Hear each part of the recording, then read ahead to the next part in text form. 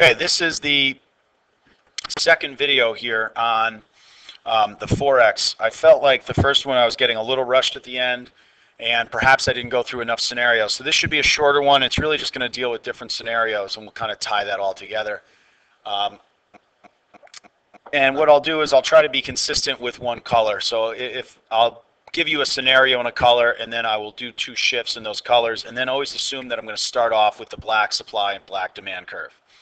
Okay, so the first scenario we'll do between the United States and Europe. You see my labeling here, euros on the bottom on the market on the left, therefore euros on the bottom on the vertical axes on the labeling. The US dollar is on the bottom on the one on the right, therefore US dollar is the bottom of the label and the other product is there. So let's just say in this scenario that European products, okay, Europe's products become popular globally. Who knows why? Everyone must have European products. Don't know what the reason is. Who cares, really? What you're going to want to think in this scenario is, okay, what's going to happen in the quantity for the euro? Well, if you're European and European products are popular, that's good for you because you don't need to go to the FOREX to get euros. Okay, you can just take your paycheck and buy your own products. So you don't have to demand euros. And that's the thing that you want to think about if you're in Europe itself. But who would have to demand euros? Well, someone in the United States, because we don't get paid in euros. So what you want to do there is think about it this way. So Europe's products are popular. Therefore, Americans go to the FOREX and say, we want some euros. We demand euros. And the FOREX says, no problem. I will give you all the euros you want. You just have to give me something. What do you have, American citizen? American citizen looks in his wallet or her wallet and says, I have US dollars. So you're going to supply dollars to the FOREX, which is going to cause this currency, the red currency, therefore, over here will depreciate. The red scenario on the right, therefore, or on the left, sorry, it appreciates. So the left, it appreciates. On the right, it depreciates. Okay? And then if they asked you to draw an aggregate supply and aggregate demand curve, what would be the impact on the U.S. economy? Well, the U.S. economy, the currency depreciates. That causes aggregate demand to go to the right. The appreciating currency, if you drew an aggregate supply, aggregate demand graph for Europe, you would say aggregate demand went to the left because, once again, that currency is appreciating. All right. Let's say that instead of it being a preference for one good, if you said, let's just say in this scenario that Europe bounces back out of the recession, okay, and the United States still kind of stays mired in the little slump that we're in now. Not little, but the slump we're in now. So what would happen here? Well, Europeans all of a sudden would be richer. Their real GDP would be improving. So once again, you're starting, ignore the red. You're starting kind of from the, I'll try to erase most of it here. You're starting really just from this scenario. So Europe bounces back. So what's going to happen? Europeans have more money. They want to buy more of all products around the world, including American products. So therefore, the demand for US dollar increases. They want to buy everything. And the FOREX says, I'll give you as many dollars as you want. That's fine. So now in this scenario, it's appreciating. But once again, Europe, you have to give me something. Well, what do Europeans have? Euros have euros. And so there you go. Supply goes to the right. This currency depreciates. Okay? I think we can see those two scenarios. Let's go on to maybe a slightly cleaner board here. So we have the US and the euro here once again, or euro, I think I call it the euro. The US dollar and the euro here. So let's take a look at another scenario. Let's say there's monetary policy changes in the United States. And in the US, here's our money market here. Or we could say, I'll also do, let's say there's fiscal policy changes. So this will do loanable funds also. So quantity of funds, we'll do them at the same time and go in the same direction. Okay? Quantity of money. So let's say the Fed does something that causes the money supply to decrease, which causes nominal interest rates to go up.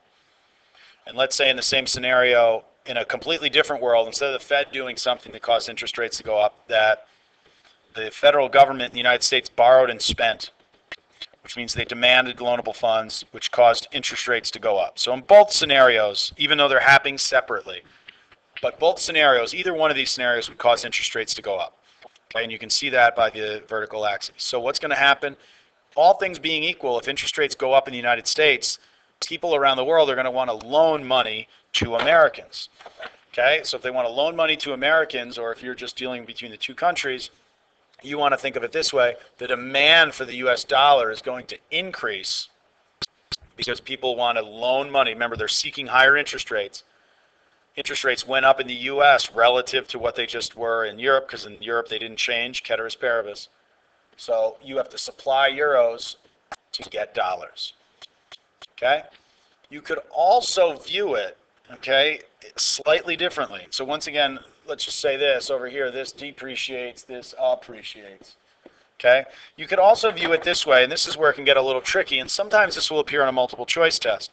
Instead of saying that Europeans demand American currency and therefore they have to supply their currency, you could also say it as Americans won't supply as much as of their currency because they won't be seeking other countries' currency because they want to make loans right in the United States. And you can see in both scenarios, it causes the price to appreciate. You can kind of see that there.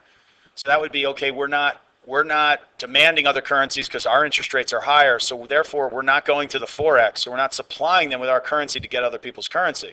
So what does that mean on the one on the left for the euro? That means we're not demanding their currency because we don't want to loan to people in those countries because we have better opportunities at home. And you can see it still depreciates, and the one on the right still appreciates. It's almost like viewing it in negative terms. Instead of saying I want a country's currency, therefore I have to supply my currency, you would say, since I don't want a country's currency, I don't have to supply my currency. Okay? No, sometimes it's a weird way to view it. Let's take a look at another one. Let's just say we're talking about speculation. And you have the dollar and you have yuan here. And let's say China decides that it is going to actually allow its currency to free float, and therefore it should appreciate relative to the US dollar probably pretty consistently for a significant period of time here. Well, if that's the case, and let's say you get word that China's central government is basically going to allow its currency to free float naturally. I don't want to get into what that means in this little video, but let's just say it means it's going to appreciate consistently for the next 10 years relative to the dollar. Let's just say in the scenario. Well, you would be demanding Chinese currency now because you want to get it before it appreciates. Okay, you want to buy the stock before it goes up in price. You want to buy the currency before it goes up in price. So you'd be demanding yuan. You'd have to supply dollars. And so the speculation will almost reinforce what is naturally happening anyway. Okay, so you're supplying dollars to get yuan because you want to get the yuan before it goes up in price, the Chinese yuan. You could also, I suppose, view it as, in negative terms there also, where you have the supply increasing.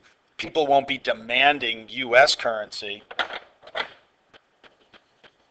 because we think it's going to depreciate relative to the value there, and therefore they won't be supplying yuan because if you have yuan already, because yuan's a good investment, so maybe China won't be putting as much into the foreign exchange market. But either way, you get this currency appreciating over here, and you get this currency depreciating. And I know sometimes that can be a little tricky. And once again, when a currency depreciates, in the U.S., aggregate demand is going to go to the right. In China, because this is appreciating, aggregate demand is going to go to the left. Okay. And finally, how do it changes? Let's see, last one, increase in price level. I did the U.S. Canada one. So if we just said this is Canadian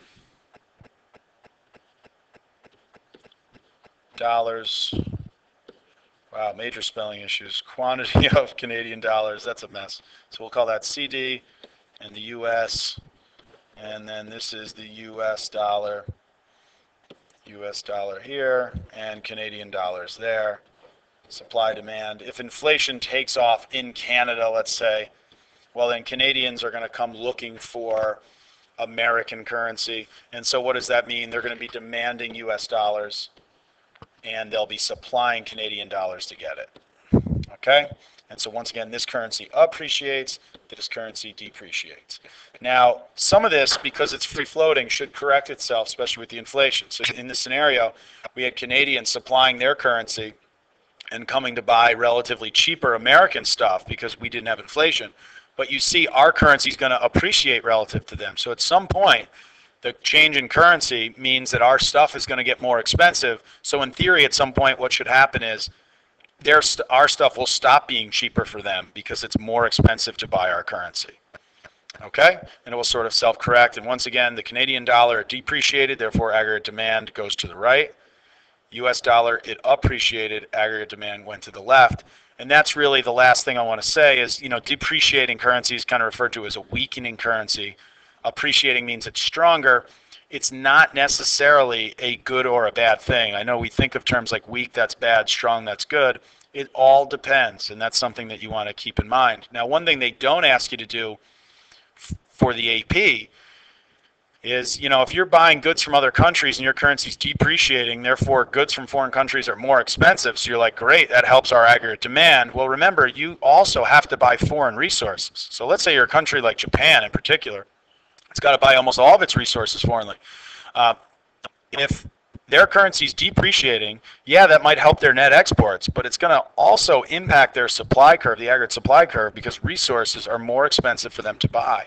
But in this course, they tend not to have you deal with the supply shift. I'm not really sure why. It's the correct way to think about it. But the only double shift you have to worry about in this course is business taxes. So even though foreign exchange should be a double shift, they don't have you do it. Okay? And if you have any more questions, that took a little longer than I thought, but hopefully the scenarios you will find helpful. Okay?